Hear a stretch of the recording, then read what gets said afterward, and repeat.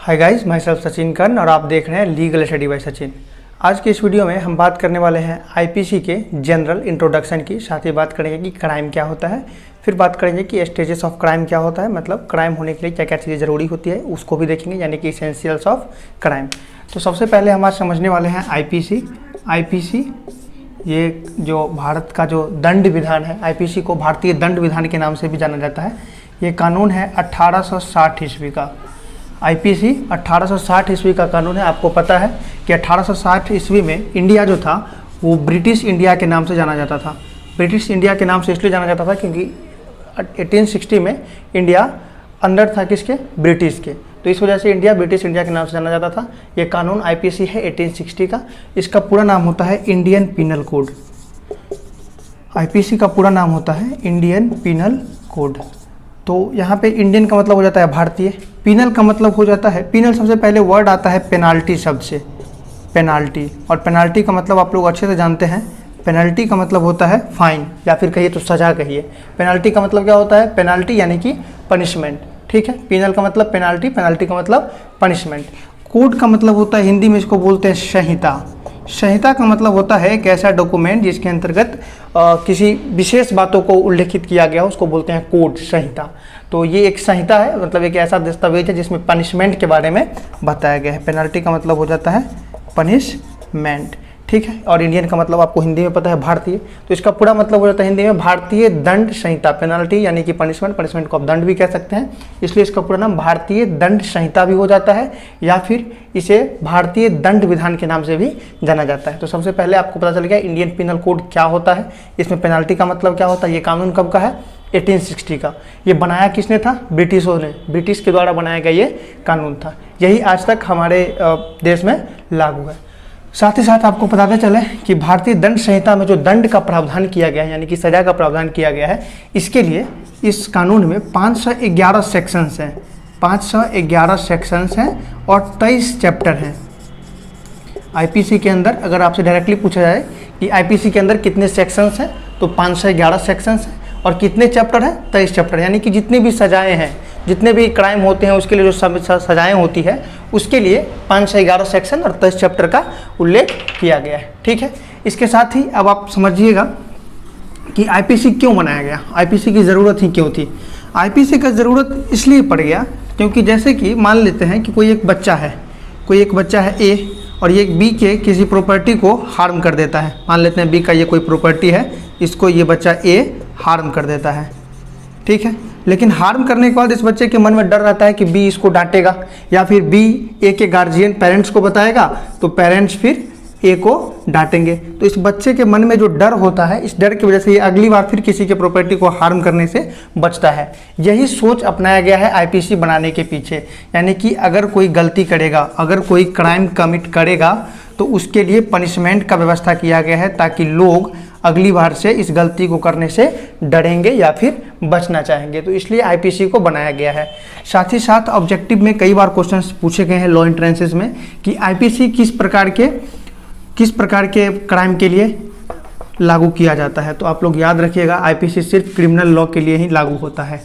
Criminal law आपको पता होना चाहिए, लॉ दो प्रकार के होते हैं, एक क्रिमिनल लॉ होता है और एक होता है सिविल लॉ। सिविल लॉ क्या होता है और क्रिमिनल लॉ क्या होता है, इस बात को समझने से पहले आपको थोड़ा सा समझना पड़ेगा कि रॉन्ग क्या होता है। रॉन्ग का मतलब आप लोग जानते ही होंगे, गलत, ठीक है, गलती। रॉन्ग का मतलब क्या? गलत।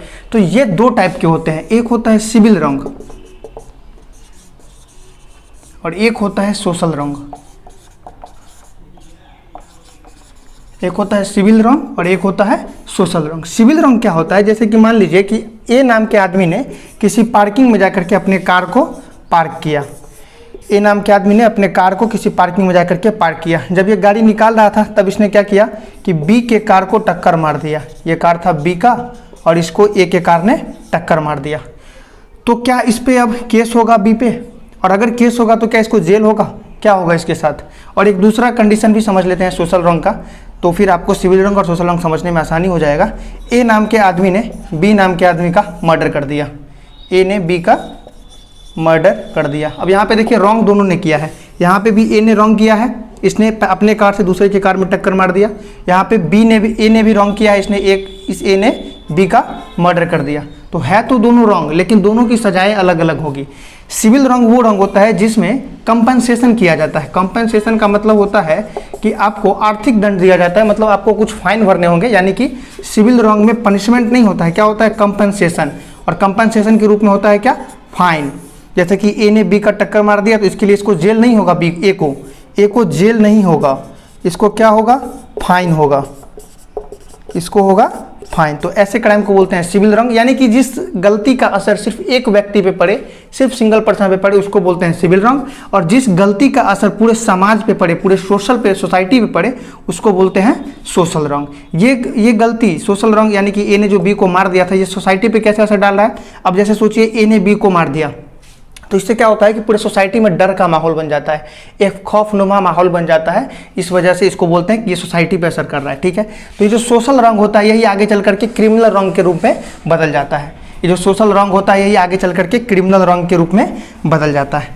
तो जब भी आपसे पूछा जाए IPC किसके लिए लागू होता है, तो किसके लिए लागू होता है, आप लोग ध्यान रखिएगा, क्रिमिनल लॉ के लिए लागू होता है। क्रिमिनल लॉ क्या होता है उससे पहले आपको समझना पड़ेगा क्राइम क्या होता है। अभी हमने आपको थोड़ा सा बताया कि रॉन्ग जो होते हैं वो दो टाइप के होते हैं, एक होते हैं सोशल रॉन्ग और एक होते हैं सिविल रॉन्ग, ठीक है। सिविल रॉन्ग वो रॉन्ग होता है जिसमें सजा नहीं होता है, उसमें सिर्फ फाइन होता है, यानी कि कंपनसेशन होता है।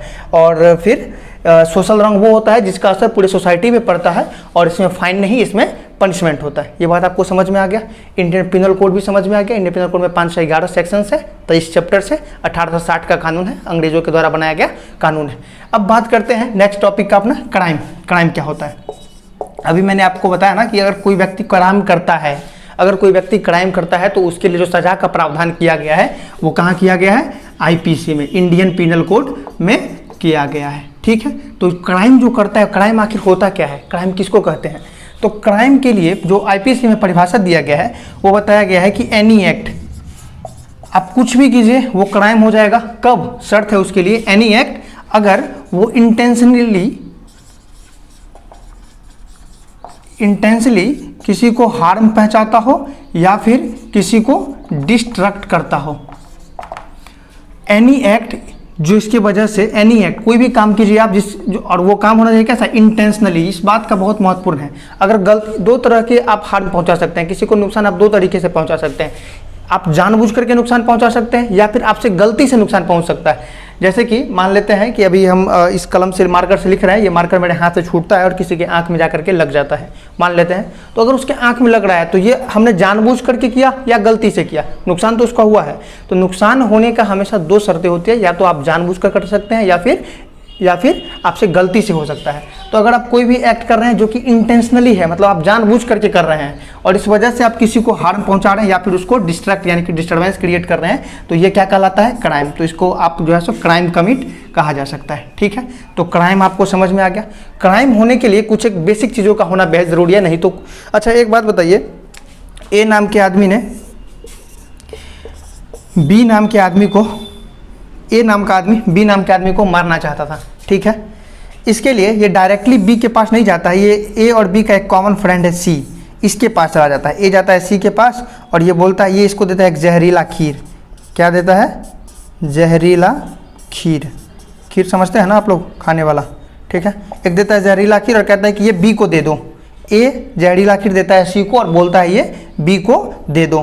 तो जब सी दे देता है ना बी को खीर, तो इससे क्या होता है कि बी की डेथ हो जाती है, क्योंकि वो जहरीला था। तो अब यहाँ पे बताइए क्या होगा, क्राइम किसने किया, ए ने किया, सी ने किया।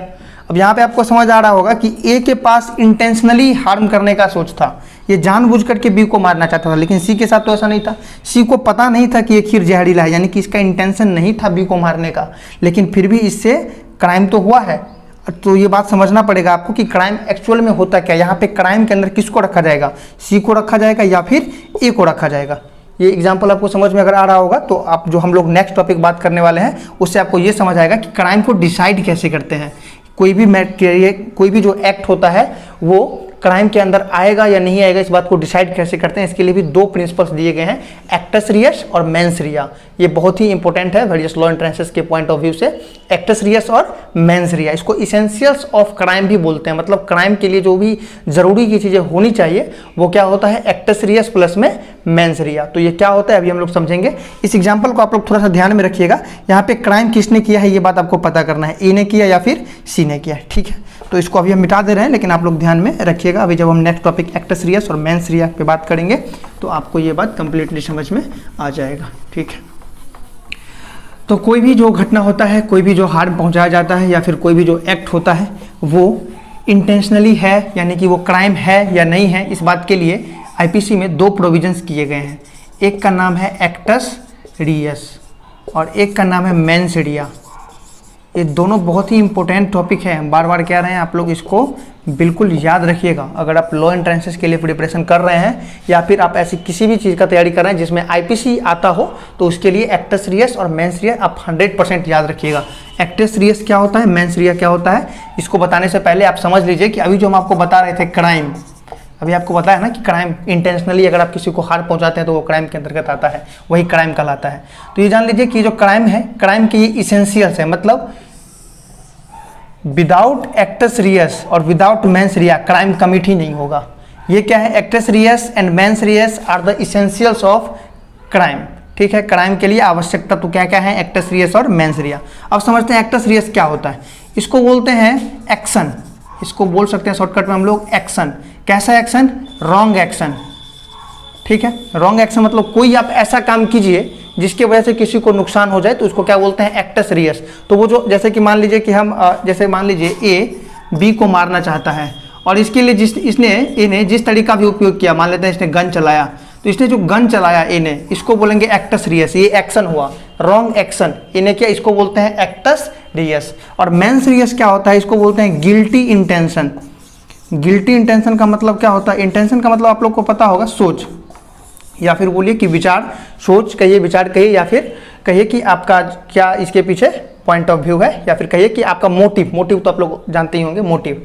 गिल्टी इंटेंशन इसका मतलब होता है कि आप चाहते थे कि जैसे यहाँ पे ए ने बी को मारा, ये चाहता था कि बी मर ही जाए और इसके लिए इसने एक्टस रियस किया, यानी कि ये एक्शन किया, गन चला दिया बी पे, तो बी की डेथ हो गई। गिल्टी इंटेंशन का मतलब जैसे अभी मैंने आपको एग्जांपल दिया था कि अगर मेरे कलम से किसी को लग जाए और उसका आँख मान लेते हैं कि हार्म हो जाए उसके आँख में, तो क्या होगा ऐसी स्थिति में, वहाँ पे हम चाहते नहीं थे कि उसका आँख हार्म हो जाए, गलती से मेरे हाथ से छूट गया, तो वहाँ पे मेंस रिया नहीं था। गिल्टी एंड क्राइम होने के लिए एक्टस रियस और मेंस रियस दोनों का होना बेहद ज़रूरी है। मतलब आप गलत करें भी और गलत उसके लिए सोचे भी, मतलब इंटेंशनली आपको हार्म पहुँचाना पड़ेगा। समझ आ रहा है आपको।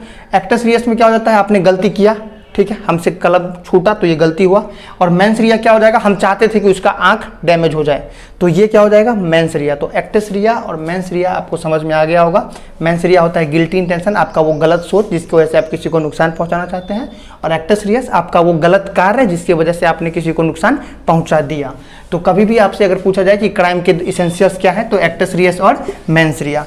साथ ही साथ आप ये भी जान लीजिए कि विदाउट एक्टस रियस, ठीक है, एक्टस रियस रहे, इसका नाम इतना लंबा लिखने का जरूरत नहीं, इसका नाम कर देते हैं हम ए, इस पूरे को हम बोल देते हैं ए, और इस मेंस रिया को हम बोल देते हैं बी, ताकि इतना लिखने का जरूरत नहीं पड़ेगा। तो अगर आपके पास ए है यानी कि एक्टस रियस है, और आपके पास ये ए है आपके पास और आपके पास बी नहीं है, तो ये क्राइम नहीं होगा। ध्यान रखिएगा, यहाँ पे एक्टस रियस है माने आपने गलत काम किया लेकिन आपके पास गलत इंटेंशन नहीं है, तो ये क्राइम नहीं होगा। आपके पास एक्टस रियस नहीं है और आपके पास गिल्टी इंटेंशन है, तो भी ये क्राइम नहीं होगा। तो भी क्या होगा, ये क्राइम नहीं होगा, तो भी ये क्राइम नहीं होगा। जैसा कि अभी हमने आपको एग्जांपल में बताया था, ए बी को मारना चाहता था लेकिन इसके लिए इसने क्या किया, सी को लेके गया, तो यहाँ पे क्या हुआ, सी के पास गिल्टी इंटेंशन नहीं था, इसके पास क्या था, सिर्फ ए था, यानी कि एक्टस रियस था, इसके पास गिल्टी इंटेंशन नहीं था, मेंस रिया नहीं था, तो ये क्राइम नहीं हुआ सी के द्वारा। ए के साथ में क्या हुआ, ये आगे बात करेंगे थोड़ा सा और समझने के बाद। अगर आपके पास ए भी हो और बी भी हो, तब जा करके आप कमिट करते हैं क्या, क्राइम।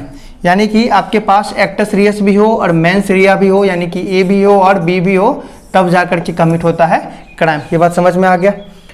साथ ही साथ आप ये भी जानते, तब तो आप ऐसे में सोच रहे होंगे कि सी ने यहाँ पे क्राइम नहीं किया, सी को कोई पनिशमेंट नहीं हुआ क्योंकि इसके पास गिल्टी इंटेंशन नहीं था, और इस वजह से क्या होगा कि मेंस रिया इसके पास नहीं था। तो जब तक एक्टस रिया और मेंस रिया नहीं हो जाए वो तो क्राइम माना नहीं जाएगा, और जब क्राइम माना नहीं जाएगा तो सी को यहाँ पे सजा नहीं होना चाहिए। लेकिन ऐसा नहीं है। Nathuni Yadav versus state of Bihar का एक केस था। उस केस में ये बताया गया कि मोटिव जो है वो प्री रिक्विजिट नहीं है पनिशमेंट के लिए, यानी कि ये क्राइम नहीं किया है लेकिन फिर भी इसको पनिशमेंट होगा। मोटिव इसके पास नहीं था लेकिन फिर भी इसने रॉन्ग एक्ट तो किया है ना, इसने रॉन्ग एक्ट तो किया, इसके वजह से किसी की डेथ हुई है, तो ये काउज है, ये कारण है, तो इसको सजा होगा, सी को भी सजा होगा और ए को तो डेफिनेटली सजा होगा। क्यों? क्योंकि इसके पास गिल्टी इंटेंशन था, यानी कि मेंस रिया था। और आप कहिएगा लेकिन इसके पास एक्टस रिया तो नहीं था, इसने कोई गलत काम तो नहीं किया। तो इसने कैसे गलत काम नहीं किया? इसने सी को जहरीला खीर तो दिया इसको मारने के लिए, तो इसने गलत कार्य तो किया जिसकी वजह से इसकी जान गई। इसकी जान तो उस जहरीला खीर की वजह से ही गई थी ना, और वो खीर किसने दिया था? ए ने। तो इसने एक्टस रिया भी किया और इसने मेंस रिया भी था, इसके पास दोनों था, तो ए के ऊपर मर्डर का चार्ज लगेगा, ठीक है। और इस सी को यहाँ पे कोई पनिशमेंट, आईपीसी में कभी फाइन नहीं होगा, आईपीसी में पनिशमेंट ही होगा। क्यों? क्योंकि क्रिमिनल लॉ के लिए लागू होता है।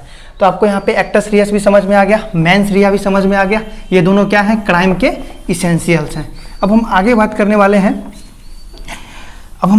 हैं, क्राइम होने के लिए क्या क्या, क्राइम के कितने चरण होते हैं। चलिए ये बात कर लेते हैं, स्टेप्स ऑफ क्राइम, ठीक है, या फिर कहिए कि स्टेजेस ऑफ क्राइम। यहाँ पे हम समझते हैं स्टेजेस ऑफ क्राइम।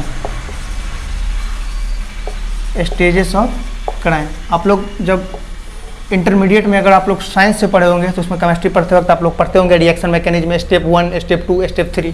तो उसी प्रकार से यहाँ पे क्राइम के भी कुछ एक स्टेजेस होते हैं, इसके बारे में बात कर लेते हैं। इसका सबसे पहले स्टेज जो होता है क्राइम होने के लिए वो होता है इंटेंशन। जब तक आपके पास इंटेंशन नहीं होगा किसी को हार्म पहुँचाने का तब तक आप क्राइम कर ही नहीं सकते, क्योंकि आपके पास तो मेंस रिया ही नहीं है। मेंस रिया होने का क्या मतलब हुआ कि गिल्टी इंटेंशन। तो स्टेज ऑफ क्राइम में पहला क्या आ जाता है? इंटेंशन, ठीक है। दूसरा क्या आ जाता है? अटेम्प्ट। दूसरा क्या होता है? प्रिपरेशन, मतलब आपने सोच लिया कि किसी को मारना है, आपने सोच लिया कि आपके पास गिल्टी इंटेंशन है, आपने सोच लिया किसी को मारना है, तो उस मारिएगा किसी से? बंदूक से, चाकू से, गला दबा करके, जहर दे करके, किसी भी चीज़ से जो मारिएगा उसके लिए आप तैयारी तो कीजिएगा ना। तो वो जो आप तैयारी कीजिएगा उसी को बोलते हैं प्रिपरेशन। ये क्राइम का दूसरा चरण है। चलिए सबका नाम हम लिख देते हैं, 01, 02। तीसरा चरण क्या होगा? अटेम्प्ट। तीसरा क्या होगा? अटेम्प्ट। तीसरा आता है अटेम्प्ट, मतलब आपने अटेम्प्ट कर दिया, आपके पास गिल्टी इंटेंशन भी था, आपने प्रिपरेशन भी कर लिया, अब आपने अटेम्प्ट कर दिया। इसको हम एग्जांपल के माध्यम से समझाएंगे। फिलहाल हम स्टेजेस ऑफ क्राइम में देख लेते हैं, और ये 4 प्रकार के होते हैं स्टेजेस ऑफ क्राइम। चौथा होता है कमिट, मतलब या फिर कहिए कि कमीशन। आप जैसे कि इसको एग्जाम्पल के माध्यम से समझते हैं तो ये चारों बातें आपको समझ में आ जाएगा। ए नाम का आदमी है, ये चाहता है कि बी को मार दें, ठीक है, समझ आ रहा है आपको। ए नाम का एक आदमी है, ये चाहता है कि बी को मार दें। इसके लिए अब ए के पास क्या हो गया? पहला चीज़ हो गया इंटेंशन, समझ आ रहा है आपको। ए के पास गिल्टी माइंडसेट हो गया, इंटेंशन, क्राइम का पहला चीज़ इसने पूरा कर लिया। ए ने, इसने क्या किया? इसने सोचा कि बी को मारना है तो इसके लिए चलो एक मार्केट से बंदूक खरीद के ले आते हैं। ये गया मार्केट और यहाँ से खरीद लिया गन परचेज करके ले आया, ठीक है। तो इसने अब दूसरा क्राइम का कौन सा स्टेज पूरा किया? दूसरा, प्रिपरेशन। इसने सोचा भी कि बी को मार देना है, इसने इसके तैयारी के लिए क्या किया? मार्केट से गन भी ले आया, तो इसने 2 स्टेज को पूरा कर लिया।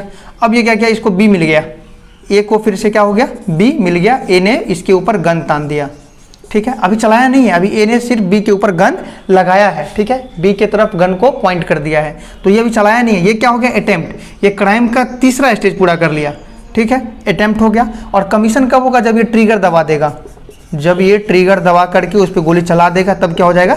कमीशन। जब ये चारों चीज होता है तब बोलते हैं इसको, क्या बोलते हैं? क्राइम। समझ आ रहा होगा आपको, ए और बी के एग्जांपल से क्लियरली समझ आ गया होगा। जब इसने सोचा कि मार देना है तब ये इंटेंशन हो गया, जब इसने बंदूक खरीद के लिया तब ये प्रिपरेशन हो गया, जब ये इसके ऊपर पॉइंट कर दिया गन को ये अटेम्प्ट हो गया, और जब इसने चला दिया गन को तो वो हो गया कमीशन, यानी कि ए ने सक्सेसफुली क्राइम को कमिट किया। तो congratulation, you successfully committed a crime. तो ऐसा कह सकते हैं के लिए। ये बात आपको समझ में आ गया होगा। अब यहाँ पे बात कर लेते हैं थोड़ा सा पनिशमेंट का। आप लोग हमेशा याद रखिएगा, इंटेंशन और प्रिपरेशन, इंटेंशन और प्रिपरेशन के लिए नॉट पनिशमेंट, नॉट पनिशेबल,